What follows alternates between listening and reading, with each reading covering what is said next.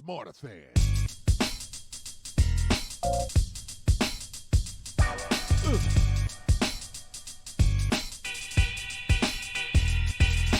Smarterfan.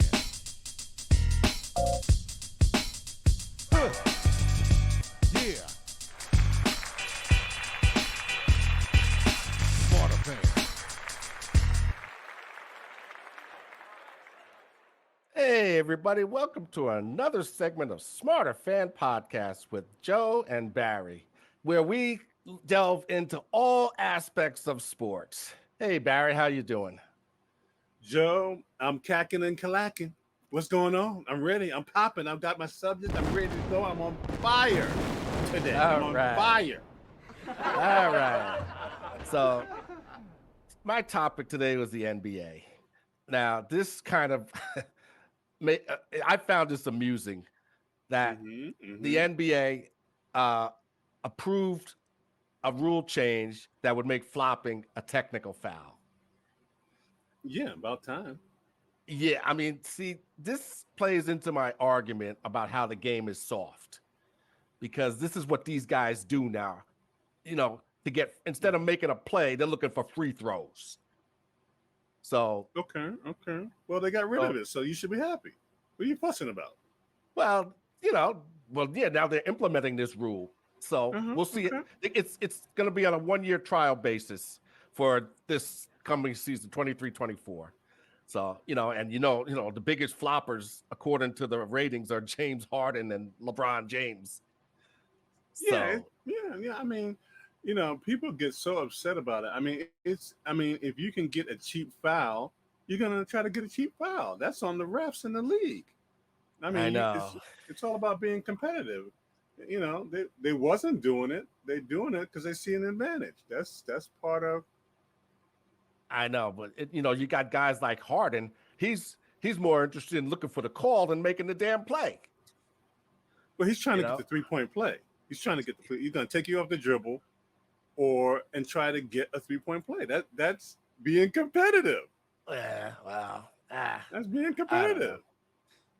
Well, I think if the referees just let them play and wouldn't call those flops as fouls, that would stop that. Well, that's why the league is implementing what they're implementing. It's slowing down the game, and is interfering with the money, quite honestly. And so it's not giving a good taste in people's mouths, and so that's why they're looking to get rid of it. That's really, really the bottom line. So you'll see less of it because it won't be an advantage. It's sport. Yeah, well, you're always trying to get. You're always trying to get an advantage or an edge any way you can get it. That's sport within the rules. Yeah. That's the game. That's so the game, it would my seem. Friend. Well, that's the game. Anyway, what else? But now there's this French kid that the Spurs just picked as their number one pick. This kid's 7'5". I mean, he comes from a basketball family. His mother played basketball. His sister, his brother, and his grandmother played basketball. Oh wow! Now, okay. His mom is 6'3" and his dad is 6'6". So he's got that tall legit. Yeah, for sure. But the thing is, can somebody give this kid a protein shake? Well, the kid's a walking beanpole. Well, yeah. I mean, he's still growing. That will happen. I'm sure. I mean, Michael Jordan was not what he was in the prime of his career. He put on a lot more muscle, a lot more grown man body. Kid still needs time to grow into his body. That's just part of the game. Yeah, but Michael Jordan wasn't like this. This kid reminds me of Manute Bol. Well, all right. I think you're going a bit much over there. No, come on, look. I've actually met Manute Bol. So, yeah, he's skinny. Well, he's 7'4". Yeah. But the kid still's got to grow into his body, and I hope. Let me give you a little history. I hope they give him his body time to adjust because you don't want to have happen what happened to Brad Doherty, where he started to have back issues because he was still growing in the NBA, and you don't want to have your career cut short, which happened to Sam Bowie, who, if you remember your history, got drafted before Michael Jordan and was supposed to be all everything as he was in college. But when he got hurt in college, Kentucky didn't allow his body to heal properly, and it shortened pro career. Yeah. Very, very important to recognize that he's what, 19 years old? His body's still growing. That's a lot of distance from his heart to his feet to his head to his hands. You know, and you're talking about putting, up and down the court, banging every night, 82 games or whatever it is. Right. You got to give these kids time to grow. As it ends up shortening their career, and sometimes their life.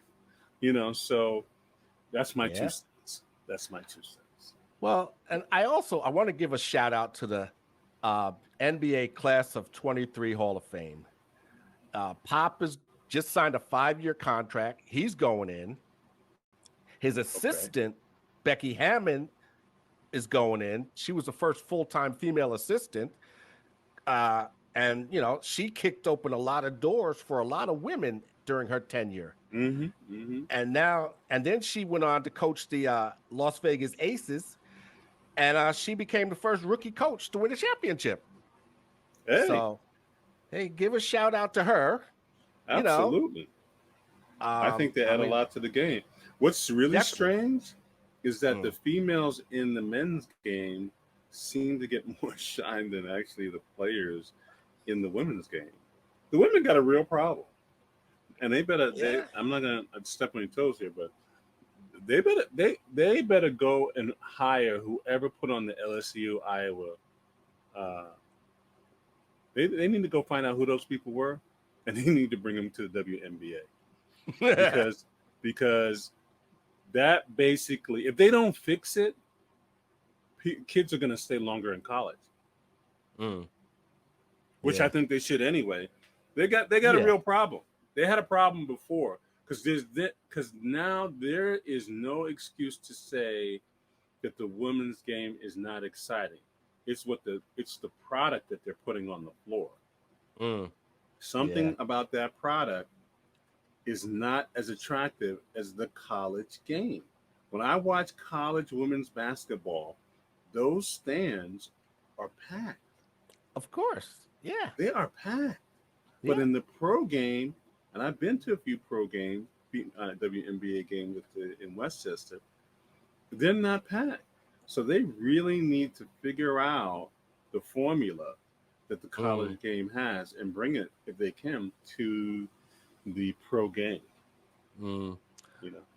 Well, and I wanted to hold on. What's that? Yeah. What's that? I mean, you're right. The college game is seems more popular than the WNBA. Yeah. And you're right. They got to figure out that formula to fill the stands. Yeah. I don't know what that is at this point. I have no clue myself. Yeah. But they need to figure it out. Exactly.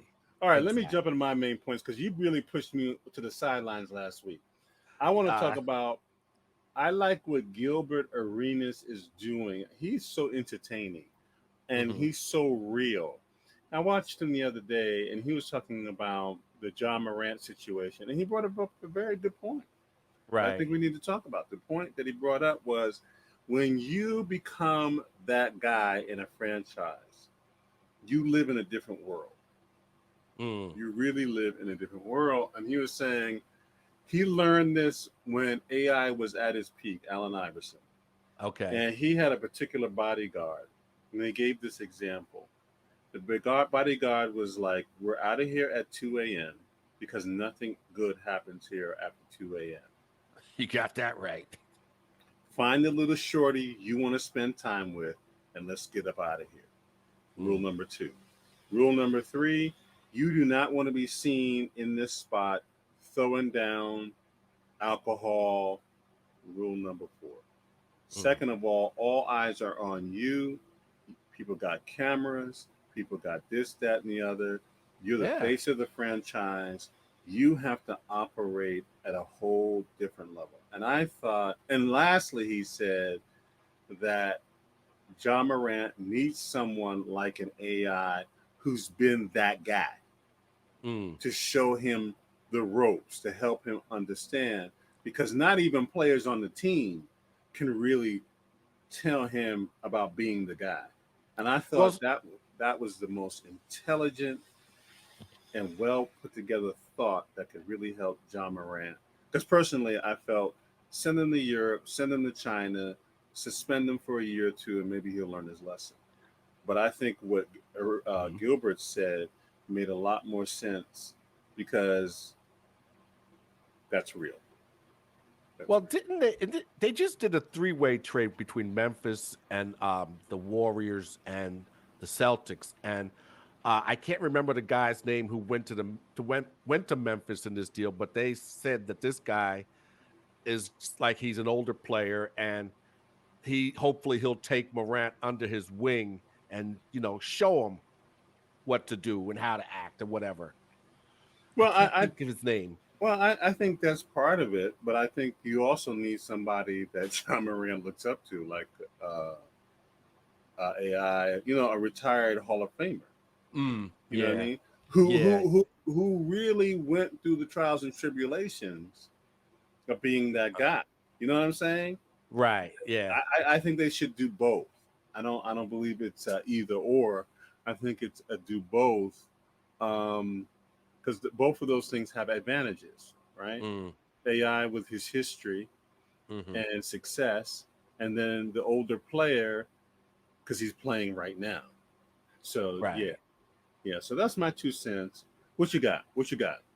I actually sat down and watched the All-Star game, and it was actually a good game. Which All-Star game? The Major League All-Star game. Oh, okay. Oh, all right. How was it? And the game was actually good. It was a good defensive game. That kid, Rosarina from Tampa, oh man, that kid is something special. The National League finally ended their 9-game losing streak. Okay. And you had great pitching on both sides. But I mean, at one point, you had the whole Atlanta Braves infield on the field at one time. But yeah, and the difference was Elias Diaz. He hit a home run off of the Orioles closer, Felix Bautista. Now that kid's good too. This is why the Orioles are so good. But then they've been languishing for so many years, just collecting all of this talent. Oh, stop hating! Oh, stop hating, Joe! Stop hating! It's true though. It's true. This is what they do now. They tank for a couple of years so they can amass this talent, and then they come back to the top. There's no pleasing you, and then not this, it's that, and then that is this. Oh my goodness! Let me go on to my next point. You're just out of control. Yeah. I got a question for you. Listen to this one, Joe. Listen to this. Could the Chiefs win 3 more Super Bowls? If they play their cards right, and if Patrick Mahomes has the wherewithal to do what Tom Brady did, it's very possible, because Brady realized early on that you need players around you. And so he didn't take all the money like a Danny Dimes, and they put players around him. And if Mahomes does the same thing, which he has, shown signs of doing, he's deferred some of his money so that, to put players around him. It's very possible, because that's how you play the game. That's the way you do it. All right. I appreciate your honesty. All right. I got another. Go ahead. I got another one for you. Go ahead. Go ahead. Yeah, you sure? Yeah. All right. Listen to this. Listen to this one, Joe, very carefully. Could Michael Jordan be better than we thought? And I'm going to tell you why I'm asking you that question. I'm a Michael Jordan fan, but for a different reason than most people. Because I I'm a watched. Michael Jordan fan because he's real. Okay. Um, I was watching the other day some for the past 2 weeks some games from North Carolina. I was Hmm. watching some games in the pros, Hmm.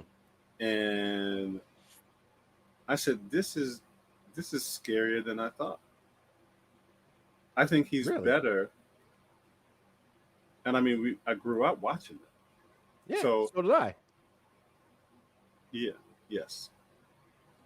I'm watching him, and my brother says, why do you pose that? I asked my brother this. I said, I think he's better than we thought because I'm watching him playing against pros while in college, Hmm. blowing by them. I'm Right. watching him in the pros. Okay, you caught me year one, you caught me year two, you dropped 50 on me year three. Can't do nothing with him. Mm. Then the rest of the years, people know he's coming, still can't stop him. Yeah. He's adjusting his game, he's adding to his game, he's doing other things. And I'm like, every night somebody is trying to do something to get a highlight on it. The only person I found yet to even get sort of a highlight, and he only was able to do it once, was Sean Kemp. Blocked his shot. So I'm looking at this Joe, and I'm going, this dude's got the bullseye on his back every night, and he's giving them work. He ain't win every game, but he's giving them work. And what gets overshadowed with I'm him like, was that he was a great defender.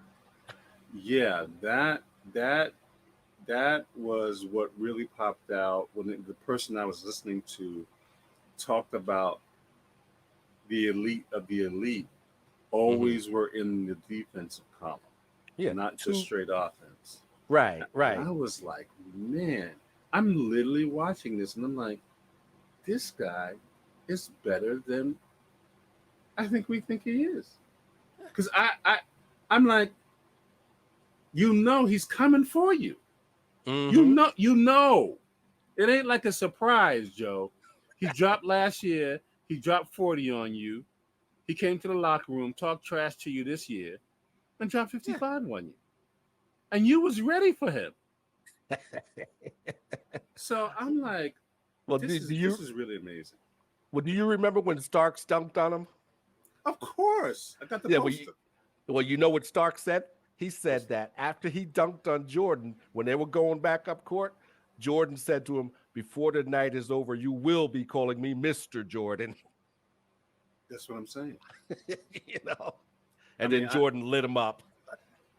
that's what I'm saying. I mean, it's almost like when you think you have the advantage, you just dropped another log in his fire, and I mean, I was literally watching highlights. Like you could see guys quitting, Mm, like yeah, just quitting. Like yeah. I ain't nothing I can do with Mm, that. He didn't even get to the rim yet. Ain't nothing I can do with that. right. And it was Yeah. just amazing. So I just had to hit you over the head with those two quick ones tonight. What else you got Uh, as okay. we So wrap it up? Mm-hmm. all I've been hearing today is how the Yankees should get Otani, got to go after Otani, you know. Nah, And you fall for this trick all the time. Go ahead, go ahead, go ahead. You fall for it. no, but listen to me. Now, I listened to an interview with Derek Jeter, Okay. and he thinks that the Yankees should go after Juan Soto Mm-hmm. because he does, we don't know when Judge is coming back. Mm-hmm. This kid is under contract, you Mm-hmm. know, and if the Padres make a run, you know, then all bets are off. But if the Padres start tanking in the second half, Mm-hmm. then there's a shot and they should take it. They should go after Juan Soto, and So what are you you know, asking me? Or are uh, you asking me anything? You're just tell me what you think. this is what Jeter, this was Jeter's opinion, and I happen to agree with him Okay. because Otani's going to cost you the farm, and and then there's still a chance that he could leave. And that's even if he wants to come to the East Coast. But you can trade for Soto and you still got him locked down for a couple of years. Makes sense. That's why he's known as the captain. Yeah, So I mean, that's just my take on it. I'm That's a agreeing good with you. take. That's a good take. That's a smart business take. Smart business take. Now, my last little point here, and I'm gonna ride this until the wheels fall off because I get so much pushback. If the Bengals don't win it all this year, Joe Cool is out of there. I rest my case. Because the receivers are going to go, and that's going to be it. Well, I guarantee you. Watch. They don't win it all this year. Mark my words, Joe. Joe Cool is out of there and could end up in Pittsburgh. Wouldn't that be interesting? And if he goes to Pittsburgh, there's going to be a lot of people wetting their pants. Mm-hmm. And he'll be going to the right coach, too. That's what I'm talking about. That is just what I'm talking about. And my last prediction is the Cleveland head coach is out of there. Well, that's been a revolving door anyway. Yeah, I mean, I don't know how you can have that much talent and you can't win. I just don't get it. I don't get it. It's not a personal attack, but you just can't have that much talent and not win. It's ridiculous. Well, Uncle Jed seems to get that do that thing too. So he's got a team with a lot of talent. That's another problem in Dallas, and you know it. It ain't got nothing to do with talent. It has to do with Uncle Jed. Yeah, he can't keep his hands out of the barbecue. And that's the problem. That's the problem. Yeah. And McCarthy's on the hot seat. And I don't even believe in any of that. Quinn I think anybody who goes there is on the hot seat because of Uncle Jed. You're right. No doubt. But there was a reason Quinn's been hanging around, though, because he could have gone anywhere. A lot of teams were trying to talk to him, and he's still in Dallas. You know how Uncle Jed is. He creates that environment, and you just either you can take it or you can't. And so it's interesting. It's interesting. I can't believe we're in July. We're staring at September. This year is flying. I know, it's depressing. It's flying. I'm seeing these guys in camp, in pads. It's like, man, this is amazing. This is amazing. So I was watching a little track and field. I'm a big track and field guy. And I was watching and rooting for. I've been rooting for her for forever. Sha'Carri Richardson is putting on the show. I'm making a prediction. We're gonna add my prediction corner to the Smarterfan podcast. I'm making predictions. Okay. Sha'Carri, she is going to set track and field even more on fire for the next 3-4 years. Watch her. She's going to put on a clinic. And all her 8 haters are going to have to eat crow. I'm saying here on our award-winning podcast show for all the world to hear, Barry actually walked out on the water, and mark my words, Sha'Carri is going to put on a show because haters going to hate. Yeah, yes, they will. Well, folks, that's it for Smarterfan Podcast. We're so glad you're here. We're having a good time. We're going to keep having a good time. And we just launched, as you heard, my prediction corner. Obviously, Joe is going to argue with me. He was agreeable tonight, but don't depend on that. But we enjoy you. We're having a lot of fun. Joe, you look good. You're getting younger every time. I don't know what kind of green juice you're drinking, but you need to share some with me. I got to thank my mom for that. Hey, thank you, Mom. And we'll see you next week on the Smarterfan Podcast. Enjoy. All right. Peace out. Smarterfan.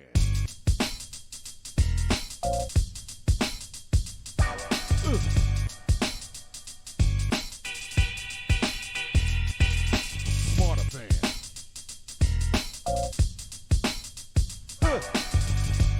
Yeah.